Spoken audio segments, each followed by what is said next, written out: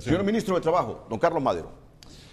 Sí, definitivamente, Renato, el tema de pobreza es un tema que está muy ligado al ingreso de las familias. Y cuando hablamos del ingreso de las familias, también tenemos que hablar con las tasas de desempleo y las tasas de subempleo que están en el país.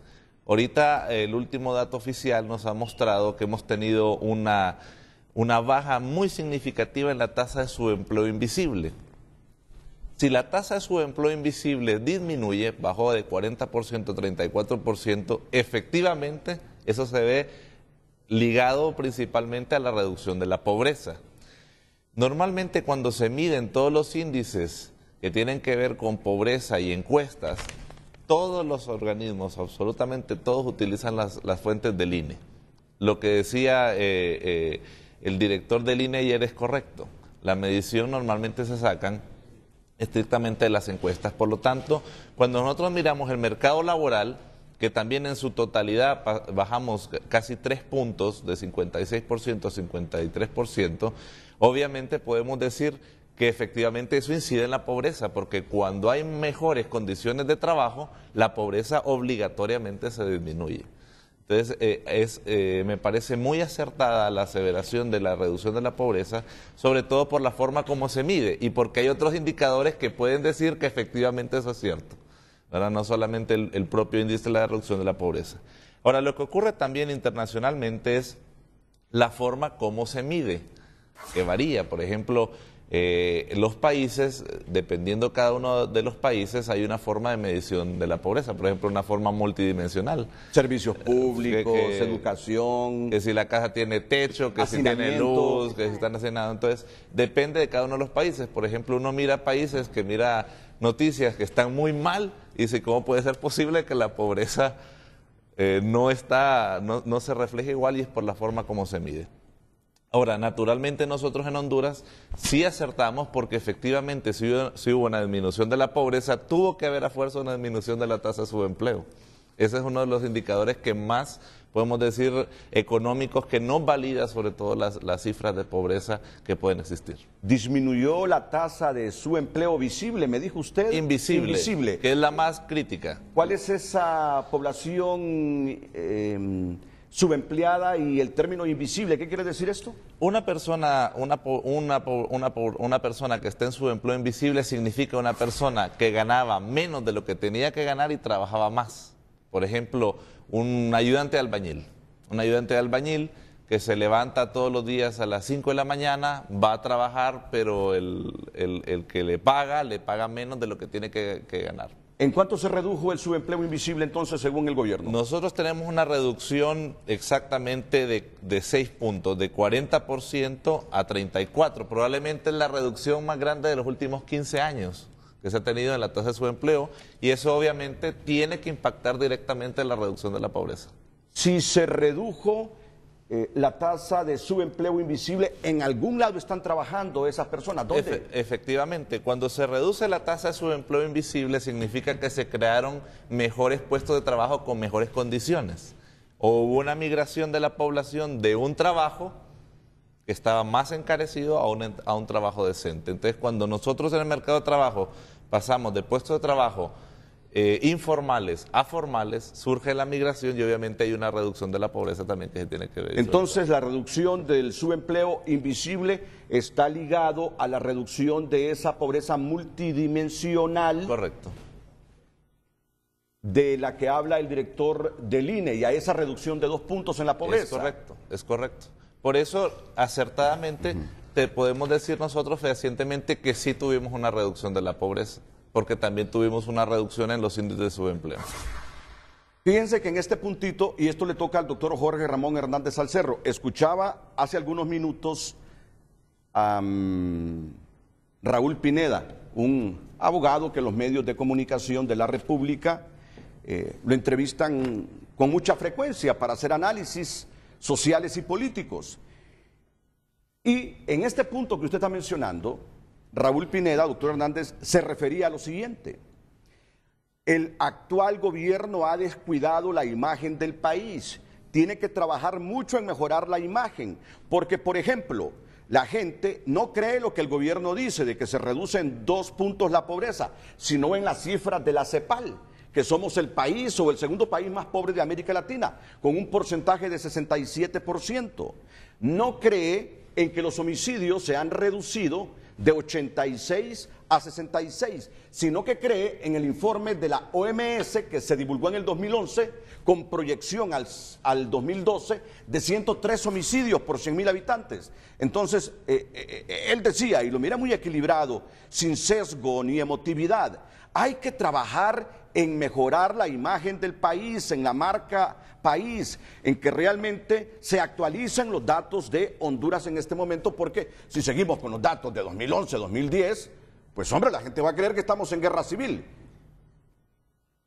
¿No le parece? Bueno, yo creo que esto viene de una desconfianza tradicional del pueblo hondureño en las cifras oficiales. No es algo propio de esta administración. Sin embargo, nosotros creemos que el gobierno está diciendo la verdad cuando viene alguien como Ban Ki-moon y felicita al pueblo de Honduras porque ha habido efectivamente una reducción del 86 al 66%. Eso tiene que ver con nosotros, tiene que ver con nuestra propia cultura.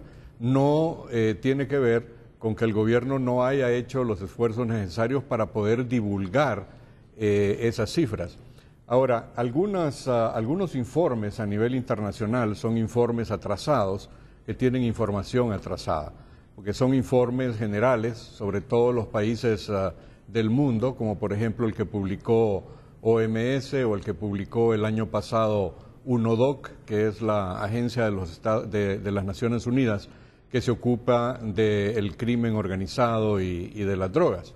Y esas son informaciones que ellos recogen porque no tienen la capacidad ellos de hacer la recolección de la información directamente sobre el terreno, que la recogen y una vez que tienen esa información la publican, pero generalmente son cifras que están 2 o 3 años atrasadas, y no solamente para el caso de Honduras, sino que para todos los países para los cuales se publican esos informes. Entonces, la recomendación para ustedes, de medios de comunicación, es que hay que tomar con pinzas esa información, porque la información más actualizada la tienen ustedes, de las fuentes nacionales, aquí, y no necesariamente de fuentes internacionales. Hemos tenido que reclamarle el año pasado a UNODC por haber publicado cifras de hacía 2 años, del 2012. Las publicaron hasta el 2014 en un informe que era del 2013. Y aquí vino el señor Fedotov, el subsecretario de Naciones Unidas que está a cargo de UNODC, dio una conferencia de prensa y reconoció y además felicitó al gobierno de Honduras por los esfuerzos y por los avances que se habían hecho. Pero eso tiene que ver con la mecánica de la presentación de estos informes internacionales.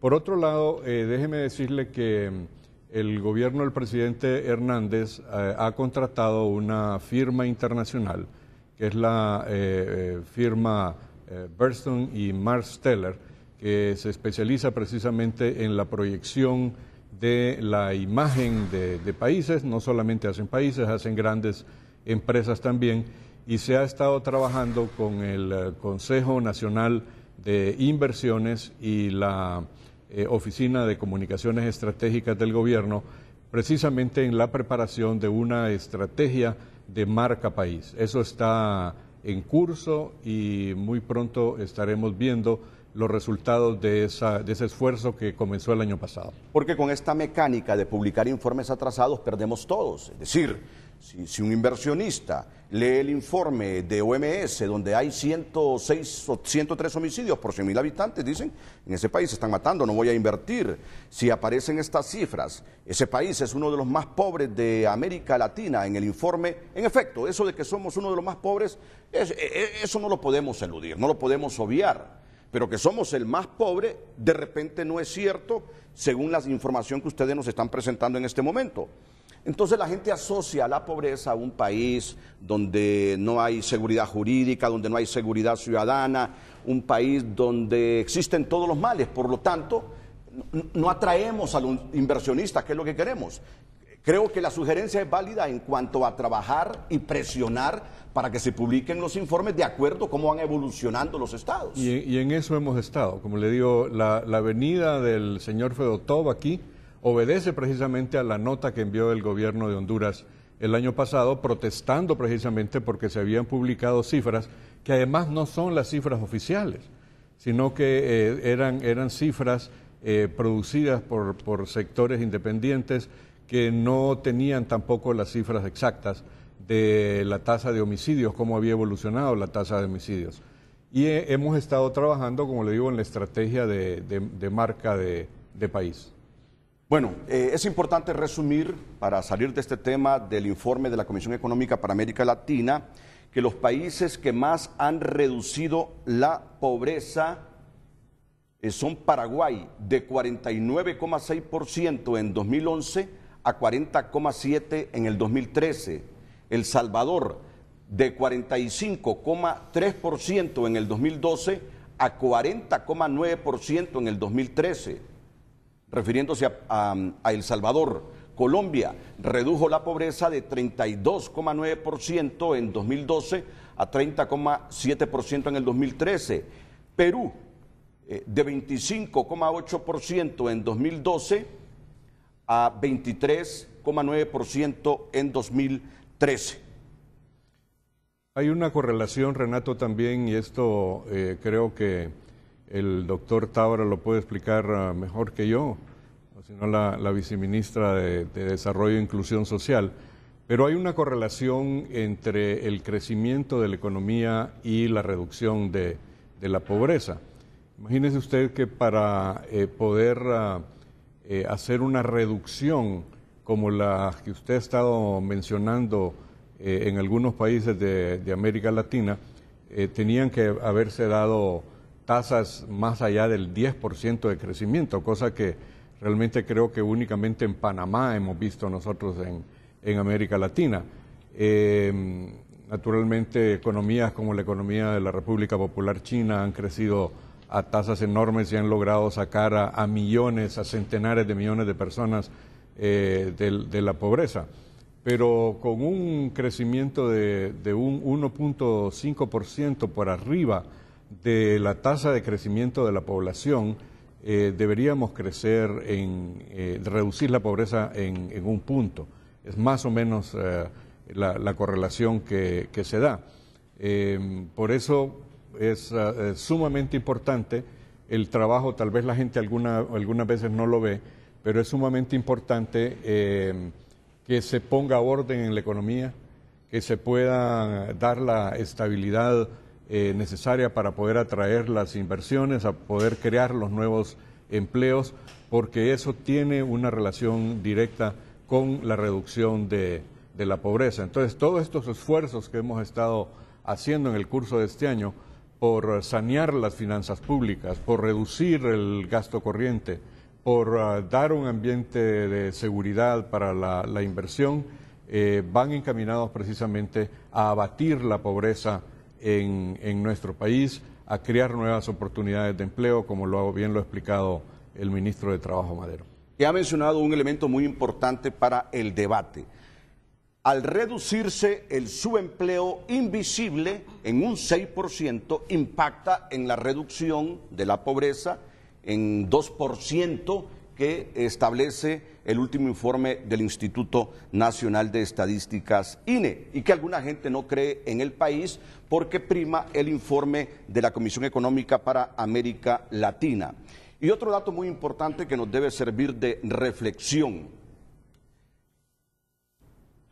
los países con menos niveles de pobreza en el 2013 en América Latina, Uruguay.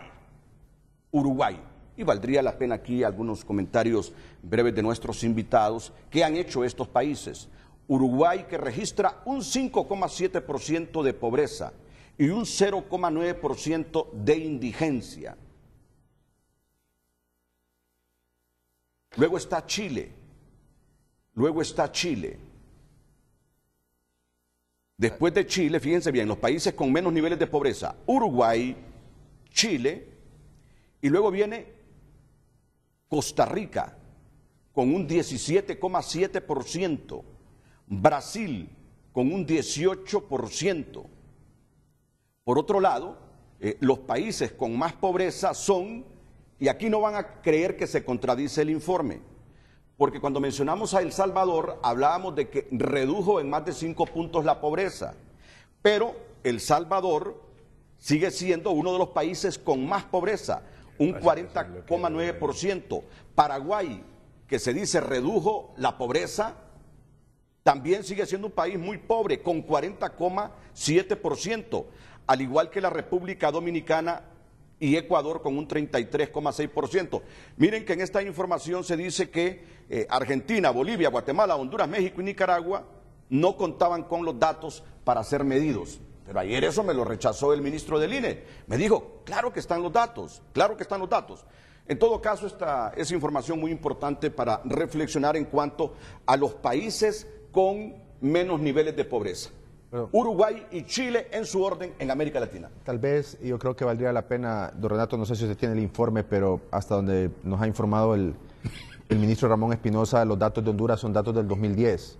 Y habría que verificar que aunque el informe muchas veces se haya publicado durante el año 2014, probablemente la información base utilizada sea del 2010 y no necesariamente la información que tiene más actualizada el INE. Y valdría la pena hacer esa aclaración, ¿verdad? Muy bien. Renato, Sí, ministro. aquí hay un tema importante que tiene que ver también con cómo se mide. Fíjese que Uruguay es el que más bajó, pero Uruguay tiene la propuesta de seguridad social más importante de América Latina y es una de las bases de las cuales el presidente Juan Orlando Hernández ha presentado su proyecto de seguridad social. No podemos pensar o pretender pensar que se disminuye la pobreza también sin un sistema de protección social adecuado. Por lo tanto, si usted mira los sistemas de protección social y ve el sistema de protección uruguayo, se va a dar cuenta que es el país que tiene mayor cobertura de protección social. Por ende, la pobreza, que obviamente está ligada a un tema de salud y protección social muy estrechamente, se ve afectada dramáticamente. Por eso es que el presidente está apostando, y lo dijo también en su discurso ahorita en el Congreso, que es importantísimo para el pueblo hondureño que tengamos una ley de protección social, porque simplemente la gran mayoría de la población de Honduras no lo tiene. ¿Cómo podemos pensar dar grandes escalones o grandes pasos? Porque primero tenemos que crear el modelo efectivo de protección social para garantizar a las personas que, aunque tengan problemas económicos, tienen una seguridad en salud, que es lo que probablemente resiente más una persona cuando tiene dificultades económicas, y tiene que ver directamente también con la pensión. Cuando la seguridad social se refuerza, obviamente hay una base económica, es como una gran alcancía que tiene el país para mejorar las condiciones sociales. Bueno, yo quiero en este momento actualizarle los datos que tiene el gobierno sobre la pobreza en el país. La pobreza general, según estos datos, se redujo de 64,5% a 62,8%. La pobreza general. Y la pobreza extrema se redujo de 42,6% a 39,7%. Pueden ver, si esto obedece específicamente a eso que me mencionó el ministro Madero, de la reducción del empleo invisible, o hay otros factores que sustenten estos datos del Instituto Nacional Estadístico, del Instituto Nacional de Estadísticas. La pobreza general de 64,5% se ha reducido a 62,8% y la pobreza extrema de 42,6% a 39,7%. Obviamente. ¿Obedece a ese factor de la reducción del subempleo invisible? Obedece a varios factores, no solamente al factor del subempleo, también tiene que ver con los programas de asistencia social del gobierno, que son fundamentales para la reducción de la pobreza.